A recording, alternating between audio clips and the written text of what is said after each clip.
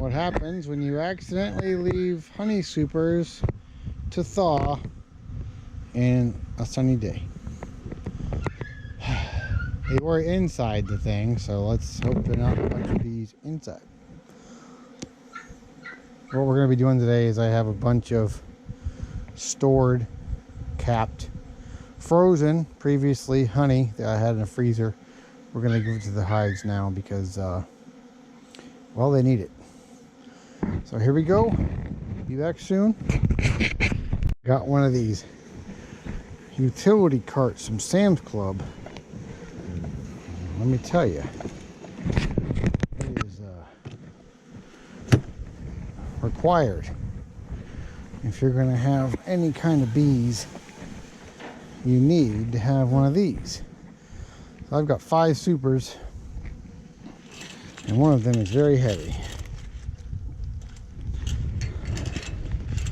So, gotta always shut your gates behind you.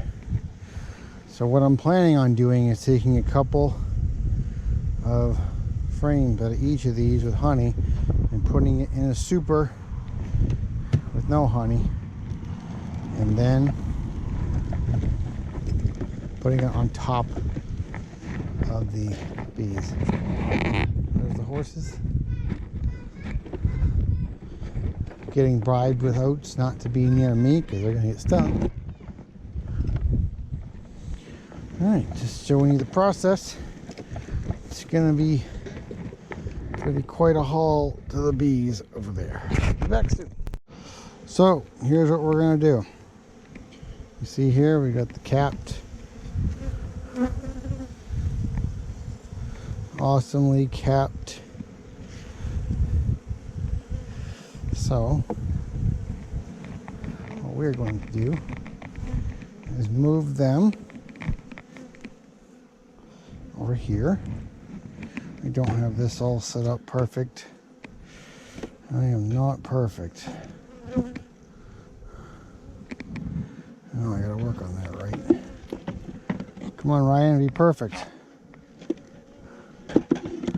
So my Saskatraz bees are very low on resources, and they could really use some honey. So I'm thinking maybe 3 for them. You don't want to give them empty comb. They don't do anything with empty comb. So let's pick 3 nice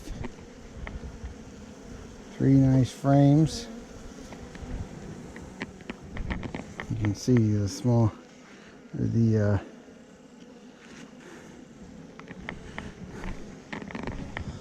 I got to them just before the wax moths went just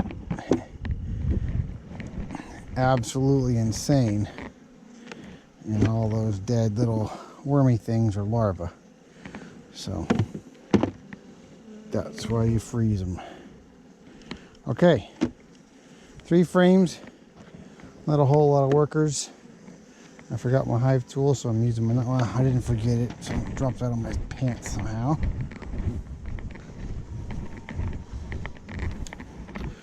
So you can kind of see how I got this set up. And you can see why they need help. So, broods here, they've actually gotten a little bit better since.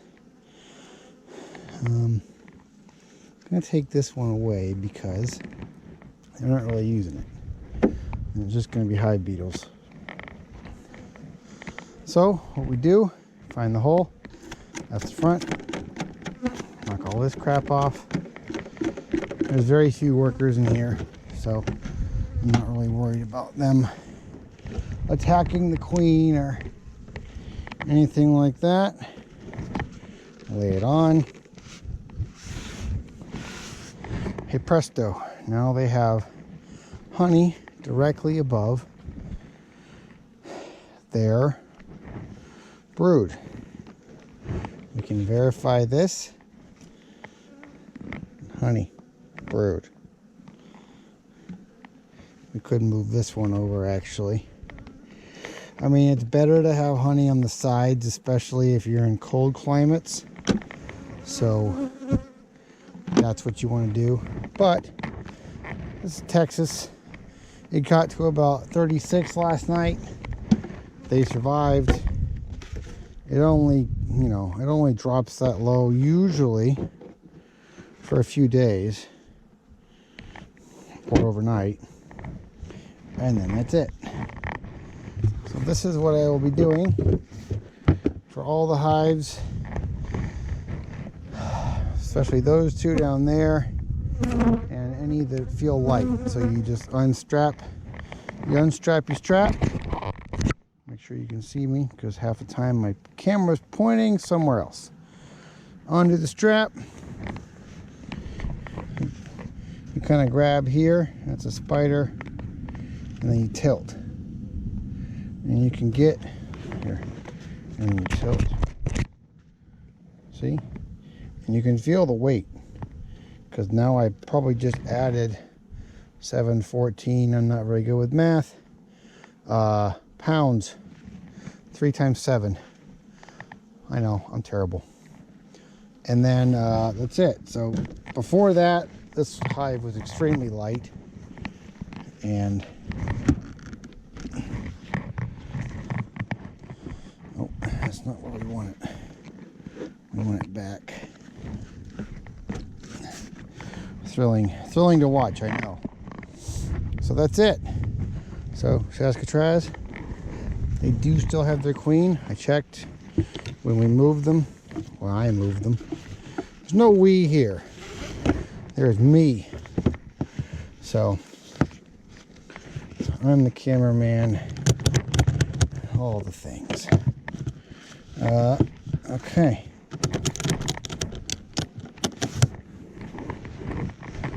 Hey, little bee. What are you doing? Cleaning? They almost always clean themselves off before they go back to their hive. She looks like she's relatively new, so maybe we can get her to go into this Saskatraz hive. Nope, maybe not. When in doubt, shake them off. Okay, that's it. So I took this deep off of there because they don't need that. So that's what I'm doing. I'll come back with more if I find anything interesting. Be back later. So we're going to open this one up. As usual, you always want to go from the side or from the back. Back, side, front. Don't beekeep from the front. Because if they are waiting out there, they will be very... See, these are cockroaches. And they don't hurt anything. You know, people just go, oh my God, cockroaches. But they're not small hive beetles. They're not gonna take over the hive. Okay. Well, these girls are doing just about as well. Not doing too great. Oh, small hive beetle larva. Kill that thing. Oh, they must have smelled my breath. Did not like that.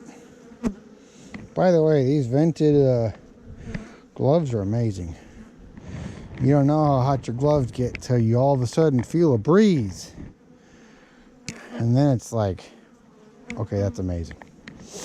Okay, same drill. Why don't you walk over here? So they are pretty much right in the middle. So we're going to take these two out. And I actually have a broken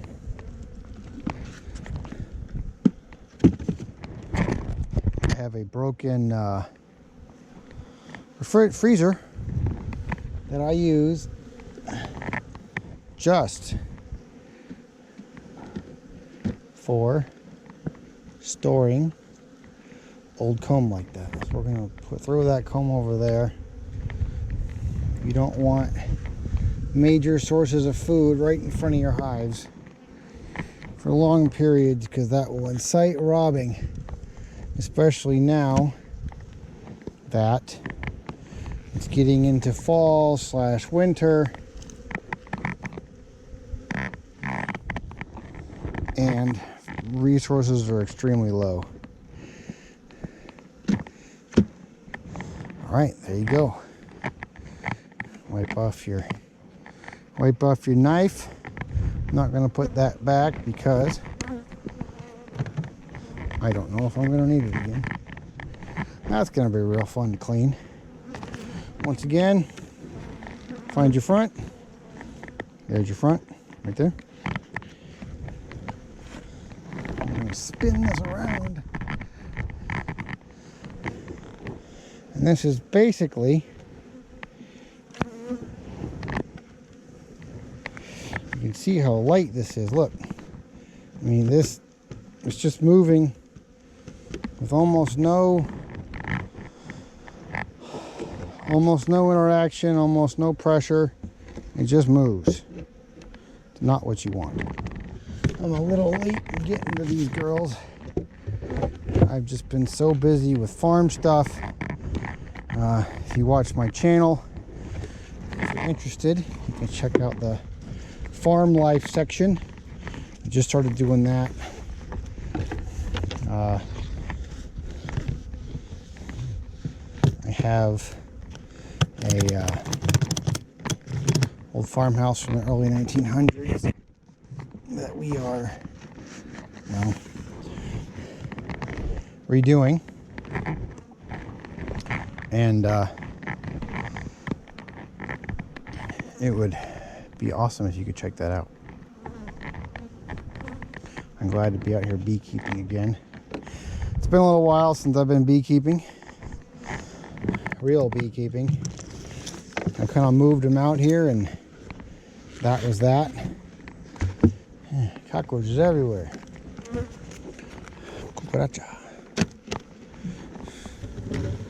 Okay, same thing here. I'll leave them on the lids. Screw it. I'm not going to hurt anything.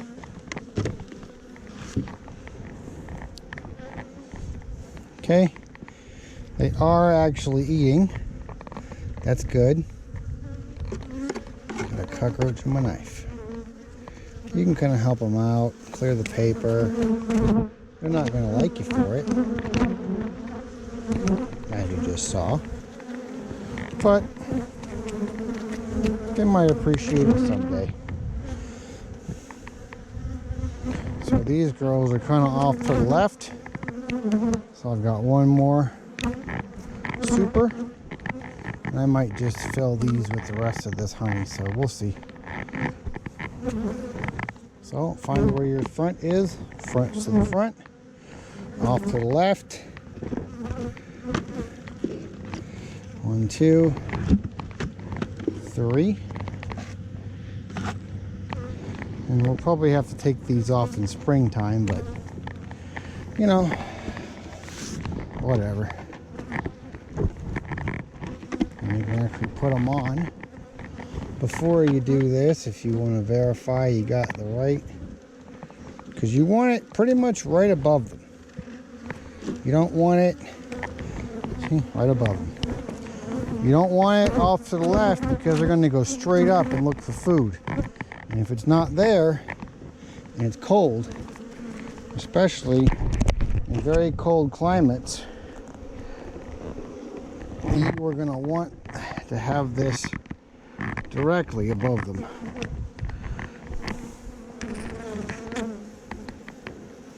Because that is the only place they're going to find it.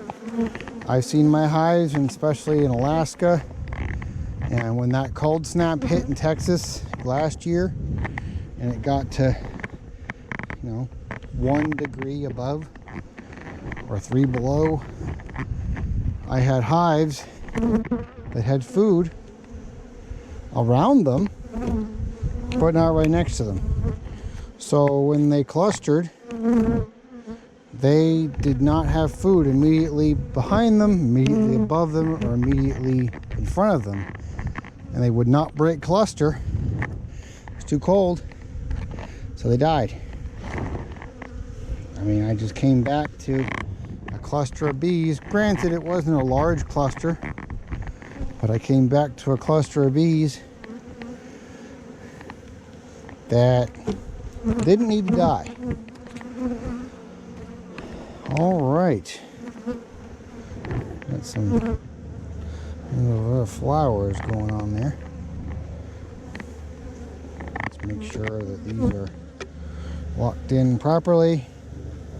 Spacing's good. I do like these 9-frame spacers. They do make it really nice for collecting honey, especially. I probably wouldn't recommend them in your deeps because you want that proper bee space in your deeps. But up here, you can get away with it because they'll. So instead of having, you can see this frame here, they actually, this is a 9-frame. So they build it up just a little more, and then you can cut it off with your knife real easy. If you have this in a regular spacing, your comb is going to be right here, and you might not be able to get your knife in there to cut it. Come here, little bee. Here, you can go in there. That's your new home. And then you're gonna have a hard time. You're gonna have a bad time. And believe me, it's not very fun. Okay, there's that. So that's it. Thanks for watching. Be sure to like and subscribe. You want to make sure your top covers are pushed forward so those upper entrances are open. That leaves room for any moisture to get out. I leave my bottom boards, they are screened. I leave them open all year. I actually had open bottom boards in Alaska and 30 below with foam, like 1-inch foam B-Max hives. And what I did was I piled snow all around the bottoms so there's no drafts. Drafts kill bees. And they actually survived until January when I moved. They were still in cluster, they were still alive. Granted, they had probably 50 pounds of honey, but they were still alive. So that's that. Thanks for watching. Like and subscribe. I do have a Patreon going.